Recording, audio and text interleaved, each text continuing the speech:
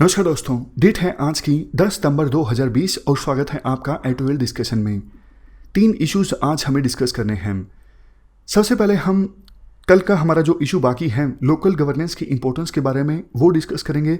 दूसरे नंबर पे digital connect से संबंधित आर्टिकल इंडियन एक्सप्रेस में भी आया है, उसे भी हम कंबाइन करके डिस्कस करेंगे इस आर्टिकल के साथ। मतलब कॉम्प्रिहेंसिवली डिजिटल डिवाइड से संबंधित आर्टिकल हम डिस्कस करेंगे पॉइंट्स निकाल के। तीसरे नंबर पे हम ब्लॉकचेन वोटिंग से संबंधित आर्टिकल डिस्कस करेंगे और आज का एक आर्टिकल बीटी कॉटन से संबंधित है, ये भी हमें डिस्कस करना है, लेकिन इसे हम कल डिस्कस करेंगे। और एथिक्स का जो पोर्शन है वो भी आज हम नहीं डिस्कस कर पाएंगे, कल डिस्कस करेंगे। चलिए डिस्कशन स्टार्ट करते हैं। फर्स्ट आर्टिकल लोकल गवर्नेंस की इंपॉर्टेंस के बारे में है। आप जीएस पेपर 2 के इस टॉपिक से आर्टिकल को रिलेट कर सकते हो। शुरुआत में आर्टिकल में अन्ना हजारे मूवमेंट के बारे में कहा जाता है। आपको याद होगा 2011 में एक बहुत ही बड़ी एंटी करप्शन मूवमेंट चली थी जिसको लीड किया गया था अन्ना हजारे के द्वारा। उस मूवमेंट का मेन लक्ष्य ये था, मेन ऑब्जेक्टिव ये था, सरकार जन लोकपाल लेकर आए। अन्ना हजारे और उनके साथियों का लोकपाल या फिर लोकायुक्त पर बिल्कुल विश्वास नहीं था। उनकी मांग ये थी जो ड्राफ्ट हमने तैयार किया है उसको सरकार लेके आए और पार्लियामेंट में पास करें, और पार्लियामेंट की एक अकाउंटेबिलिटी होनी चाहिए जनता के प्रति। उस समय देखो जो चुने हुए प्रतिनिधि थे उन्होंने अन्ना हजारे और उनके साथियों को बोला कि भैया आप हैं कौन, मतलब आप दावा करते हो कि हम सिटीजन्स को रिप्रेजेंट कर रहे हैं, असल में सिटीजन्स ने तो हमको इलेक्ट किया है ना, तभी हम पार्लियामेंट में पहुंचे हैं। अगर आपको लगता है कि आप सिटीजन्स को रिप्रेजेंट करते हो तो आप इलेक्शन लड़िए ना। तो फिर अन्ना हजारे के कुछ साथी, फॉर एग्जांपल अरविंद केजरीवाल, इन्होंने इलेक्शन लड़ा ताकि सिस्टम में एंटर किया जा सके, सिस्टम में रिफॉर्म लाने के लिए। और जैसे ही आम आदमी पार्टी बनाई गई अरविंद केजरीवाल और उनके साथियों के द्वारा, कुछ समय बाद वो आम आदमी पार्टी क्योंकि सिस्टम में एंटर कर चुकी थी, सिस्टम के रूल्स के हिसाब से चलने लगी और धीरे धीरे जो बातें पहले बोली जाती थी एंटी करप्शन मूवमेंट में वो बातें इग्नोर हो गई, क्योंकि अब आम आदमी पार्टी को सिस्टम के रूल्स के हिसाब से चलना था। तो राइटर के कहने का मतलब ये है इस पूरी स्टोरी से कि कहीं ना कहीं कमी जो है वो सिस्टम में ही है। काफ़ी बार हमारे देश में ये मांग उठ जाती है कि हमने पार्लियामेंट्री सिस्टम को अडॉप्ट किया है, शायद हमारे देश में प्रेसिडेंशियल सिस्टम ज़्यादा बेहतर रहता। देखो प्रेसिडेंशियल सिस्टम कोई फुल प्रूफ नहीं है। आप यूएसए का एग्जांपल लीजिए, यूएसए में प्रेसिडेंशियल सिस्टम है, लेकिन वहाँ पे कांग्रेस और सीनेट कितनी ज़्यादा डिवाइडेड है आप देख सकते हो। इसकी वजह से वहाँ पे हेल्थ केयर सिस्टम में जो कमियाँ हैं उनको रिमूव नहीं किया जा सका है। इसके साथ साथ कोविड-19 के मुद्दे पर भी अभी फिलहाल यूएसए की पॉलिटिक्स काफ़ी ज़्यादा डिवाइडेड है और सरकार जो करना चाहती है, जो कानून बनाना चाहती है, वो कानून सरकार नहीं बना पाई है। तो ये सारे पॉइंट देकर राइटर बोलने की कोशिश करते हैं कि प्रेसिडेंशियल सिस्टम आने से समस्याएं दूर हो जाएंगी, ऐसा नहीं है। इसके बाद राइटर के द्वारा कहा जाता है, देखो दुनिया भर की इलेक्टोरल डेमोक्रेसीज एक बड़ी समस्या से जूझ रही हैं, वो है funding of political parties and elections. देखो इलेक्शंस जीतने के लिए पैसों की आवश्यकता होती है। क्यों? क्योंकि डेमोक्रेसी में कम्युनिकेशन काफ़ी ज़्यादा इंपॉर्टेंट है। अगर देखो पॉलिटिकल पार्टीज अपना एजेंडा ही वोटर्स तक नहीं पहुंचा पाएंगी तो कैसे वोटर्स को पता लगेगा कि ये पॉलिटिकल पार्टी जीतने के बाद ऐसा काम करने वाली है। समझ गए? मतलब डेमोक्रेसी में कम्युनिकेशन की इंपॉर्टेंस काफ़ी ज़्यादा है और कम्युनिकेशन के लिए एडवर्टाइजमेंट्स की आवश्यकता होती है। बड़े बड़े न्यूज़पेपर्स में, न्यूज़ चैनल्स में जो एडवर्टाइजमेंट आती है, इसके लिए पैसों की आवश्यकता होती है। और वो बात अलग है, देखो पॉलिटिकल पार्टीज वोटर्स को सीधा सीधा भी ब्राइब देने की कोशिश करती हैं, लेकिन हम लेजिटिमेटली इलेक्शंस जीतने की बात कर रहे हैं, तो पैसों की आवश्यकता होती है। इसलिए विभिन्न पॉलिटिकल पार्टीज के बीच एक रेस स्टार्ट हो जाती है ज़्यादा से ज़्यादा पैसा जुटाने की। अब देखो कोई कॉरपोरेट ग्रुप पैसा देगा कांग्रेस को या फिर बीजेपी को, कल को वो पार्टी सत्ता में आ जाती है तो वो कॉर्पोरेट ग्रुप जिसने उस पॉलिटिकल पार्टी की हेल्प की थी इलेक्शंस को जीतने में, उस कॉर्पोरेट ग्रुप की मदद करने की कोशिश करेगी, मतलब एहसान चुकाने की कोशिश करेगी। एक प्रकार से ये क्विड प्रो होगा, आपने हमारी मदद की पैसा देके इलेक्शन से पहले, अब हम आपकी मदद करेंगे। तो इससे जो गवर्नेंस है उस पर नेगेटिव इंपैक्ट पड़ता है। अब देखो, इसका एक सोल्यूशन ये हो सकता है कि वोटर्स को अलाउ ही ना किया जाए कि वो पॉलिटिकल पार्टीज को फंडिंग दें, लेकिन डेमोक्रेसी में देखो रोक लगाना संभव है नहीं। अब आपके व्यूज़ अगर कांग्रेस के पक्ष में हैं या फिर बीजेपी के पक्ष में हैं या फिर आम आदमी पार्टी के पक्ष में हैं, तो ये आपके पास अधिकार है, आप उस पॉलिटिकल पार्टी की मदद कर सको। नेक्स्ट पॉइंट है प्रोसेसेस एंड डेलिब्रेशंस से संबंधित। ये पॉइंट देखो काफ़ी इंटरेस्टिंग है। देखो, जब यूएसए के संविधान निर्माताओं ने संविधान बनाया था, तो एक डिबेट उस समय यह चली थी कि रिप्रेजेंटेटिव जिस कॉन्स्टिट्यूएंसी से इलेक्ट होते हैं वो कॉन्स्टिट्यूएंसी छोटी छोटी होनी चाहिए। रिप्रेजेंटेटिव्स लोकल लेवल पे तो लोकल इश्यूज पर ध्यान दें, लेकिन जब वो कांग्रेस में बैठें तो उस समय वो लोकल हेड को उतार दें।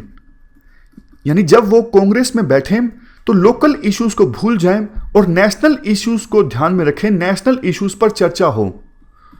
बट क्वेश्चन उठता है, क्या रिप्रेजेंटेटिव्स के लिए ऐसा पॉसिबल होता है?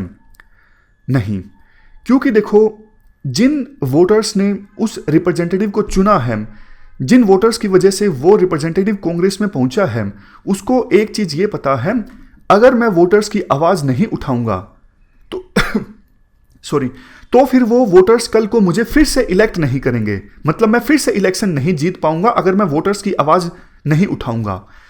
बट होता क्या है, जब देखो कांग्रेस में मान लीजिए 500 सदस्य हैं, हमारी पार्लियामेंट में मान लीजिए 545 सदस्य हैं, सब अपनी अपनी कॉन्स्टिट्यूएंसी की आवाज उठाएंगे, तो फिर रिजल्ट क्या निकलेगा? रिजल्ट ये निकलेगा कि अच्छे से बड़े इश्यूज पर डिबेट नहीं हो सकेगी, एक कैओस सा क्रिएट हो जाएगा। और वही होता है दुनिया भर की इलेक्टोरल डेमोक्रेसीज में। इसके बाद नेक्स्ट पॉइंट आर्टिकल के में ये बोला जाता है, इसका सॉल्यूशन तो देखो एक ये हो सकता है कि सीधा सीधा डायरेक्ट पार्टिसिपेशन जनता का इंश्योर किया जाए डिसीजन मेकिंग में। फॉर एग्जाम्पल, अभी सरकार को एक डिसीजन लेना है, क्या चाइना के साथ युद्ध होना चाहिए, तो फिर इस पे रेफरेंडम करवा लो। आपको भी ये पॉइंट बिल्कुल हास्यास्पद लगा होगा। ये पॉइंट हास्यास्पद है भी, क्यों? इसलिए क्योंकि जनता काफी बार किसी इशू की कॉम्प्लेक्सिटी से अवगत नहीं होती है। जनता को पूरे इशू का पता नहीं होता है, जनता इमोशंस पे खेलती है। जैसे आप ब्रेक्जिट का एग्जांपल ले लीजिए। देखो, ये एक्सपर्ट्स का मानना है यूके को नुकसान हो रहा है यूरोपियन यूनियन से अलग होने में, बट जनता ने इमोशंस में आके ब्रेक्जिट के पक्ष में वोट दिया और इसीलिए अब यूके ब्रेक्जिट से अलग हो रहा है। तो अगर हम डायरेक्टली हर एक इशू पर जनता का पार्टिसिपेशन इंश्योर करेंगे तो फिर इससे नुकसान ज़्यादा हो सकता है, इंस्टेबिलिटी ज़्यादा आ सकती है। तो ये सारे पॉइंट्स देकर राइटर क्या बोलना चाहते हैं? राइटर ये बोलना चाहते हैं रिप्रेजेंटेटिव देखो अच्छे भी हों। काफ़ी बार बात की जाती है कि रिप्रेजेंटेटिव अच्छे होने चाहिए, पढ़े लिखे होने चाहिए, साफ सुथरी छवि के होने चाहिए, एक्सपर्ट होने चाहिए। वो सब बातें ठीक हैं, बट अगर सिस्टम में ही कमियां हों तो पढ़े लिखे रिप्रेजेंटेटिव भी क्या कर लेंगे? अगर देखो सबकी ओपिनियन अलग अलग है रिप्रेजेंटेटिव की, तो ढंग से डिबेट कैसे होगी पार्लियामेंट में? वैसे इसका एक सॉल्यूशन ये भी है, इसी के लिए तो पॉलिटिकल पार्टीज बनी हैं। जैसे बीजेपी के एमपीज हैं, मान लीजिए अगर बीजेपी में इंटरनल डेमोक्रेसी है तो बीजेपी के एमपीज आपस में चर्चा करें और कोहेरेंट व्यू निकल के आए किसी इश्यू पर। उसी प्रकार से कांग्रेस के एमपीज पार्टी में अंदर चर्चा करें और कोहेरेंट व्यू निकल के आए उन एमपीज के कांग्रेस पार्टी के थ्रू। लेकिन दिक्कत यह है पॉलिटिकल पार्टीज भी तो अब काफी ज्यादा हो गई है ना, इतनी सारी पॉलिटिकल पार्टीज हैं, और जब पार्लियामेंट में डिबेट होती है तो अलग अलग पॉलिटिकल पार्टी के अलग अलग व्यू निकल के आते हैं। और इवन देखो इंटरनल पार्टी डेमोक्रेसी भी नहीं है। क्या बीजेपी के अंदर इंटरनल पार्टी डेमोक्रेसी है? मतलब प्रैक्टिकली बात करें तो नहीं है।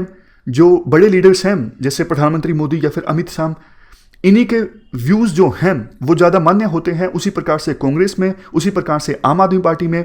मतलब हमारे देश में कुछ पॉलिटिकल लीडर्स जो होते हैं जिनकी कैरिस्मेटिक इमेज होती है, उनका व्यू पार्टी के व्यू पर भारी पड़ता है। हालांकि देखो, कुछ पॉलिटिकल पार्टीज बेशक ऐसी हैं जहां पर अभी भी थोड़ी बहुत इंटरनल पार्टी डेमोक्रेसी है, जैसे सीपीएम जो लेफ्ट पार्टीज हैं। बट आजकल उनकी क्या सिचुएशन है आपको भी पता है, 4-5 सीट आई थी शायद 2019 में। तो लास्ट में सॉल्यूशन की बात की जाती है। सॉल्यूशन क्या होना चाहिए, ये सारे पॉइंट्स देकर राइटर बोलते हैं लोकल जो गवर्नेंस है उसकी अहमियत से हम इनकार नहीं कर सकते। मतलब लोकल गवर्नेंस की इंपॉर्टेंस काफ़ी ज़्यादा है, जैसे पंचायती राज इंस्टीट्यूशंस, अर्बन एरियाज में म्यूनसिपैलिटीज़, इनकी इंपॉर्टेंस आज भी काफ़ी ज़्यादा है।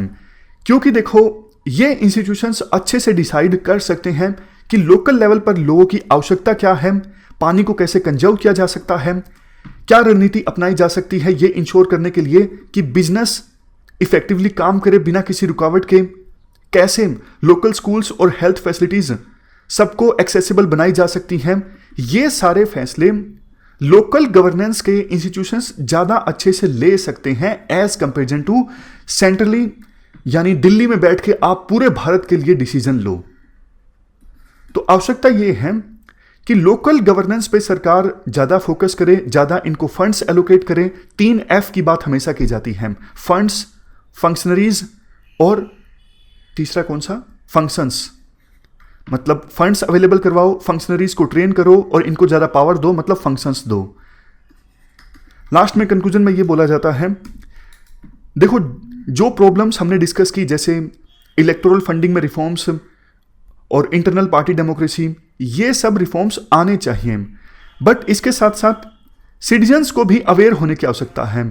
सिटीजन्स सॉल्यूशन का पार्ट बने, प्रॉब्लम का पार्ट ना बने। सिटीजन्स आपस में एक दूसरे को अवेयर करवाएं कि कैसे वो डेमोक्रेसी में ज़्यादा अच्छे से पार्टिसिपेट कर सकते हैं, इश्यूज के बारे में उनको अवगत करवाएं। अगर देखो ऐसा होता है तो हम डेमोक्रेसी को बेहतर बना सकते हैं, इफेक्टिव बना सकते हैं।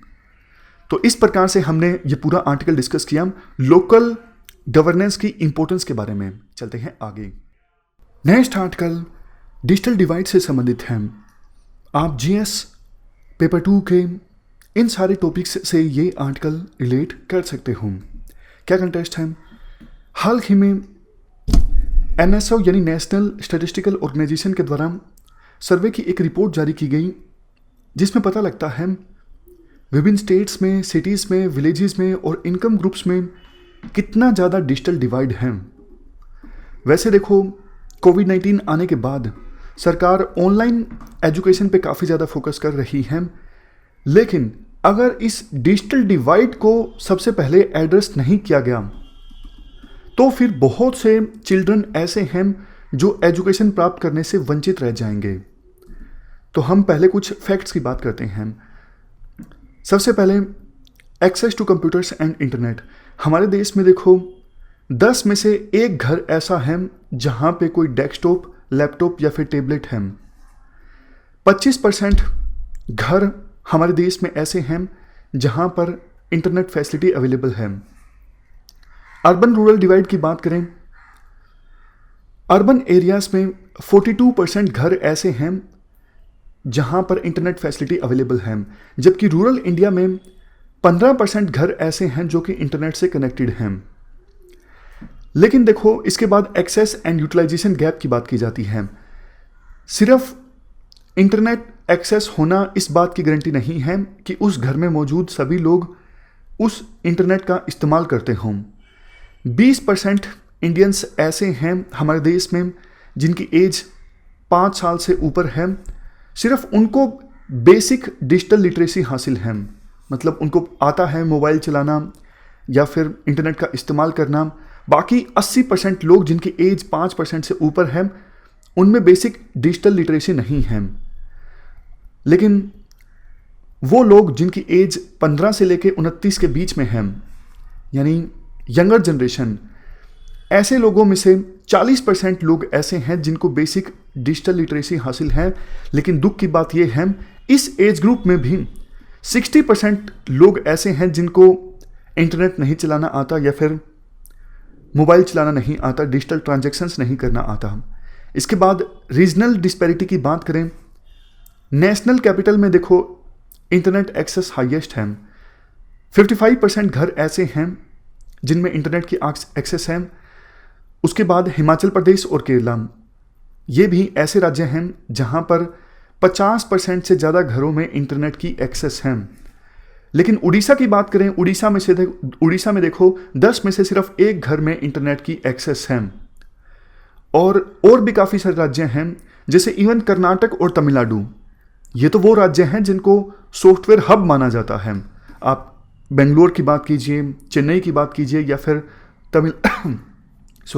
तमिलनाडु के दूसरे सिटी कोयम्बटूर की बात कीजिए, ये सब आईटी सिटीज़ हैं। बावजूद इसके कर्नाटक और तमिलनाडु में सिर्फ 20% घरों में, इससे भी कम घरों में इंटरनेट की एक्सेस है। इवन देखो इकोनॉमिक स्टेटस के कारण भी डिस्पैरिटी काफ़ी ज़्यादा है। एनएसओ के द्वारा क्या किया गया, इनकम के आधार पर लोगों को 5 ग्रुप्स में डिवाइड किया गया। मतलब जिसकी ज़्यादा इनकम हो, सिमिलर इनकम हो, उनको इस ग्रुप में डाला गया। कम इनकम लोगों वाले ग्रुप को इस ग्रुप में, मतलब इनकम के आधार पर आप सिंपल कह सकते हो 5 ग्रुप बना दिए गए। तो ये पाया गया कि उड़ीसा में जो सबसे ज़्यादा इनकम वाला ग्रुप था, जिस ग्रुप में सबसे ज़्यादा इनकम वाले लोग थे, उस ग्रुप में 63% घरों में इंटरनेट की एक्सेस थी। और सबसे कम इनकम वाला जो ग्रुप था, उसमें सिर्फ 2.4% घरों में इंटरनेट की एक्सेस थी। सोच के देखिए, इनकम के आधार पर जो डिस्पैरिटी है इंटरनेट को एक्सेस करने में, वो कितनी ज़्यादा है। और इसमें देखो, इस मामले में इंटर स्टेट इनइक्वालिटी भी काफ़ी देखने को मिलती है। जैसे ये ग्रुप बनाए गए थे उड़ीसा में, ठीक उसी प्रकार से इनकम के आधार पर ग्रुप केरला में भी बनाए गए। लेकिन यहां पर इनइक्वालिटी काफ़ी कम मिली। जो सबसे ज़्यादा इनकम वाला ग्रुप था, उस ग्रुप में 67% घरों में इंटरनेट की एक्सेस थी। और जो सबसे कम इनकम वाला ग्रुप था, उस ग्रुप में भी 40% घरों में इंटरनेट की एक्सेस थी। सोच के देखिए कितनी कम इनइक्वालिटी केरला में, जबकि असम में देखिए कितनी ज़्यादा इनइक्वालिटी। सबसे ज़्यादा इनकम वाला जो ग्रुप था, उसमें 80% घरों में इंटरनेट की एक्सेस थी, जबकि जो सबसे कम इनकम वाला ग्रुप था, वहां पे सिर्फ 6% घरों में इंटरनेट की एक्सेस थी। तो इंटर स्टेट इनइक्वालिटी भी काफ़ी ज़्यादा देखने को मिलती है। अब देखो, रिपोर्ट जो अभी हाल ही में एनएसओ के द्वारा रिपोर्ट की गई है, उसकी कुछ हाइलाइट्स हमने डिस्कस की। अब सरकार के कुछ इनिशिएटिव्स के बारे में जानते हैं। सेंटर ने सभी स्टेट एजुकेशन डिपार्टमेंट्स को यह आदेश दिया है कि आप मैपिंग कीजिए कितने स्टूडेंट्स ऑनलाइन रिसोर्सेज को एक्सेस कर पा रहे हैं, ताकि उसके आधार पर हम करिकुलम तैयार करवा सकें, टीचिंग मेथड्स पर ध्यान दे सकें। नई एजुकेशन पॉलिसी में भी इंडिया को ग्लोबल नॉलेज सुपर पावर बनाने की बात की गई है, और इसके लिए स्पेशल फोकस किया जाएगा डिजिटल एजुकेशन पे। दीक्षा पोर्टल 2017 में लॉन्च किया गया था। ये नेशनल प्लेटफॉर्म है स्कूल एजुकेशन के लिए। सभी स्टेट्स के स्टूडेंट्स के लिए ये पोर्टल अवेलेबल है। पीएम विद्या इनिशिएटिव सरकार ने लॉन्च किया था, ये कहते हुए जो दीक्षा पोर्टल है, ये पूरे देश के लिए एक ही डिजिटल प्लेटफॉर्म होगा। मतलब पहली से लेकर 12वीं तक की क्लास के सभी स्टूडेंट्स इस पोर्टल को एक्सेस कर सकते हैं। वैसे टीचर्स को ट्रेनिंग देने के भी काम आता है ये पोर्टल। दीक्षा की सहायता से टीचर्स को ट्रेनिंग दी जाती है। उसके बाद स्वयं प्रभा टीवी चैनल। अब कुछ लोग ऐसे हैं जो इंटरनेट को एक्सेस नहीं कर सकते हैं, तो उनके लिए ये टीवी चैनल काफ़ी ज़्यादा इंपॉर्टेंट है। टीवी चैनल पर वेरियस प्रोग्राम्स देख सकते हैं अलग अलग क्लासेस के स्टूडेंट्स। मूक कोर्सेज लॉन्च किए गए हैं। स्वयं पोर्टल पे मूक कोर्सेज हैं, मतलब ओपन कोर्सेज अवेलेबल हैं। आप भी अपने ऑप्शनल से संबंधित पबएड, सोशियोलॉजी, पॉलिटिकल साइंस, हिस्ट्री, उनसे संबंधित कोर्सेज यहाँ पर देख सकते हो। अब सॉल्यूशंस की बात करते हैं।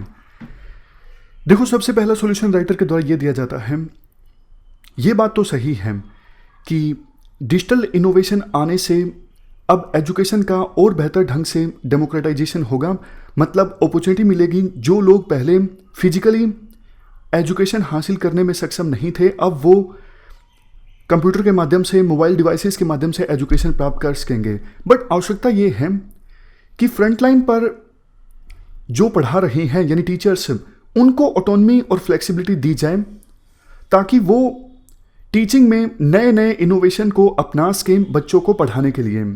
दूसरा सॉल्यूशन ये है, राइट टू एजुकेशन को एक्सपेंड किया जाए। देखो अभी क्या है, 6 से 14 साल के जो बच्चे हैं फ्री और कंपलसरी एजुकेशन हासिल कर सकते हैं। बट अगर ऑनलाइन एजुकेशन प्रोवाइड की जाएगी और उनके पास मोबाइल ही नहीं है या फिर इंटरनेट ही नहीं है, तो फिर वो कैसे फ्री एजुकेशन प्राप्त करेंगे? तो राइट टू एजुकेशन, इसके स्कोप को एक्सपेंड करने की आवश्यकता है। इस राइट में अब ऑनलाइन एजुकेशन भी आनी चाहिए। Next solution, vernacular language. जो ई कंटेंट है वो लोकल लैंग्वेजेस में भी अवेलेबल होना चाहिए। इसके बाद नेक्स्ट सॉल्यूशन है ई स्किलिंग। देखो वोकेशनल ट्रेनिंग को भी डिजिटलाइज करने की आवश्यकता है। इसके साथ साथ वर्चुअल लैब्स और स्किल डेवलपमेंट कोर्सेज को भी डिजिटलाइज करने की आवश्यकता है। नेक्स्ट, सेंट्रल और स्टेट गवर्नमेंट मिल के कोशिश करें कि टेक्नोलॉजी को यूनिवर्सलाइज किया जाए, यानी एजुकेशन से संबंधित जो टेक्नोलॉजी है उसको सभी स्टूडेंट्स एक्सेस कर सकें। ऐसा ना, जैसा हमने शुरुआत में डिस्कस किया कि कुछ ही तबकों के जो लोग हैं वो एजुकेशन से संबंधित टेक्नोलॉजी को एक्सेस कर सकें। इवन कॉर्पोरेट सोशल रिस्पॉन्सिबिलिटी के तहत प्राइवेट प्लेयर्स भी इन्वॉल्व हों इस डिजिटल एजुकेशन के मिशन में, वो कुछ फंड्स दे सकते हैं ये इंश्योर करने के लिए कि ई रिसोर्सेज को ज़्यादा से ज़्यादा स्टूडेंट्स एक्सेस कर सकें, खास करके गवर्नमेंट और लो इनकम प्राइवेट स्कूल्स में। कंक्लूजन में देखो ये कहा जाता है, कोविड-19 के बाद इस डिजिटल डिवाइड को एड्रेस करना और भी ज़्यादा ज़रूरी हो गया है। अगर इस डिजिटल डिवाइड को हम जल्द से जल्द एड्रेस नहीं करेंगे तो बहुत से स्टूडेंट्स एजुकेशन प्राप्त करने से वंचित रह जाएंगे। तो ये हमने पूरा आर्टिकल डिस्कस किया डिजिटल डिवाइड से संबंधित। चलते हैं आगे। नेक्स्ट आर्टिकल वोटिंग में ब्लॉकचेन टेक्नोलॉजी के इस्तेमाल से संबंधित है। आप जनरल स्टडी पेपर 3 के इस टॉपिक से आर्टिकल को रिलेट कर सकते हो। क्या कंटेस्ट है? देखो इलेक्शन कमीशन विचार कर रहा है कि वोटिंग के लिए टेक्नोलॉजी का इस्तेमाल किया जाए। अभी तक कुछ कॉन्क्रीट स्टेप्स इलेक्शन कमीशन के द्वारा नहीं लिए गए हैं, लेकिन पिछले महीने एक ऑनलाइन कॉन्फ्रेंस ऑर्गेनाइज हुई Tamil Nadu e governance agency and IIT Madras के साथ। इस कॉन्फ्रेंस में पॉसिबिलिटी को एक्सप्लोर किया गया, क्या ब्लॉकचेन टेक्नोलॉजी का इस्तेमाल किया जा सकता है रिमोट एरियाज में इलेक्शंस को कंडक्ट करवाने के लिए। ब्लॉकचेन टेक्नोलॉजी के बारे में आपने जाहिर तौर पर सुना होगा। जो क्रिप्टो करेंसीज हैं, फॉर एग्जांपल बिटकॉइन, इनके ऑपरेशंस में ब्लॉकचेन टेक्नोलॉजी का इस्तेमाल किया जाता है। ये एक प्रकार से डिस्ट्रीब्यूटेड लेजर होता है। लेजर मतलब बही खाता। इसका एग्जांपल मैं सिंपल आपको दूं, गूगल डॉक्यूमेंट। गूगल डॉक्यूमेंट पे आप कुछ काम करते हो और उस डॉक्यूमेंट को आप अपनी टीम के साथ शेयर करते हो जिसमें 5 सदस्य हैं। तो देखो पांचों में से कोई भी सदस्य उस गूगल डॉक्यूमेंट पे लिखेगा तो वो चेंजेस जो हैं सबको अपीयर होंगे। समझ गए? तो ये एक प्रकार से डिस्ट्रीब्यूटेड डॉक्यूमेंट का एग्जाम्पल है जिसमें सभी पर्सन्स जो उस नेटवर्क में शामिल होते हैं वो बही खाता को एक्सेस कर सकते हैं, देख सकते हैं क्या क्या चेंजेस हो रहे हैं। अभी जो सिस्टम इस्तेमाल होता है वो देखो काफ़ी ज़्यादा सेंट्रलाइज्ड है। इसमें सभी को नहीं पता लगता कि मार्केट में कितना पैसा आ रहा है, कितना पैसा जा रहा है। तो ये हमने बस ब्लॉकचेन का थोड़ा सा बेसिक डिस्कस किया। अब इस ब्लॉकचेन टेक्नोलॉजी का इस्तेमाल किया जाएगा इलेक्शन कंडक्ट करवाने के लिए। ऐसी पॉसिबिलिटी इलेक्शन कमीशन एक्सप्लोर कर रहा है। इसके फ़ायदे तो देखो काफ़ी ज़्यादा होंगे।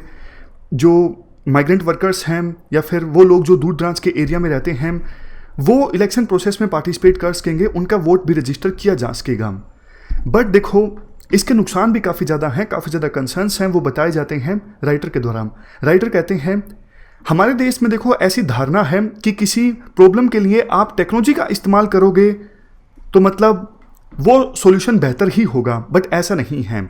अगर देखो ब्लॉकचेन टेक्नोलॉजी का इस्तेमाल किया जाएगा वोटिंग कंडक्ट करवाने के लिए तो सबसे पहले तो एक डेजिनेटेड सेंटर बनाना होगा और उस डेजिनेटेड सेंटर में भी वोटर को तो आना ही होगा। घर बैठे वोटर अपने वोट का इस्तेमाल नहीं कर सकेगा। दूसरा, वैसे तो देखो ब्लॉकचेन टेक्नोलॉजी में पूरा जो सिस्टम होता है वो क्रिप्टिक होता है, लेकिन काफ़ी बार देखो ऐसा देखा गया है, फॉर एग्जांपल रशिया में, कि जो हैकर्स हैं उस सिस्टम को डीक्रिप्ट कर लेते हैं। अब मान लीजिए वोटर्स ने अपने वोट दे दिया, अपने मत का इस्तेमाल कर लिया, ये सोच के कि पता नहीं लगेगा, पूरा क्रिप्टिंग होगी सिस्टम में, लेकिन हैकर्स ने उसको डीक्रिप्ट कर लिया तो पता लग जाएगा ना वोटर्स की प्रेफरेंस के बारे में कि किस वोटर ने किसको वोट दिया है, फिर तो पूरी इलेक्शन प्रोसेस ही कॉम्प्रोमाइज हो जाएगी। इसके अलावा दिक्कत ये भी आएगी सॉफ्टवेयर संबंधित, सिस्टम संबंधित, ईवीएम जो कि एक स्टैंड अलोन डिवाइस है, इस पर ही विभिन्न पॉलिटिकल पार्टीज का भरोसा नहीं है। और जबकि ब्लॉकचेन टेक्नोलॉजी का इस्तेमाल अगर होगा, इसमें तो नेटवर्क का भी इस्तेमाल होगा, ये स्टैंड अलोन डिवाइस नहीं होगा, तो इस पर कैसे विभिन्न पॉलिटिकल पार्टीज अपना भरोसा जताएंगी। लास्ट में कंक्लूजन में ये कहा जाता है, देखो ऑलरेडी कुछ सॉल्यूशंस हैं, जैसे प्रॉक्सी वोटिंग का सॉल्यूशन है, पोस्ट बैलेट का सॉल्यूशन है। इन सॉल्यूशंस को और बेहतर ढंग से एक्सपेंड किया जा सकता है, बजाय इसके कि ऐसी टेक्नोलॉजी का इस्तेमाल करना जिससे पूरे इलेक्टोरल सिस्टम पर ही जनता का जो भरोसा है वो खत्म हो जाए। तो ये हमने पूरा आर्टिकल डिस्कस किया कि ब्लॉकचेन टेक्नोलॉजी का इस्तेमाल अगर किया जाता है इलेक्शन प्रोसेस में तो इससे काफ़ी नुकसान भी हो सकता है। ये थी हमारी आज की डिस्कशन। फिलहाल इस डिस्कशन में इतना ही है। Thank you very much for discussion.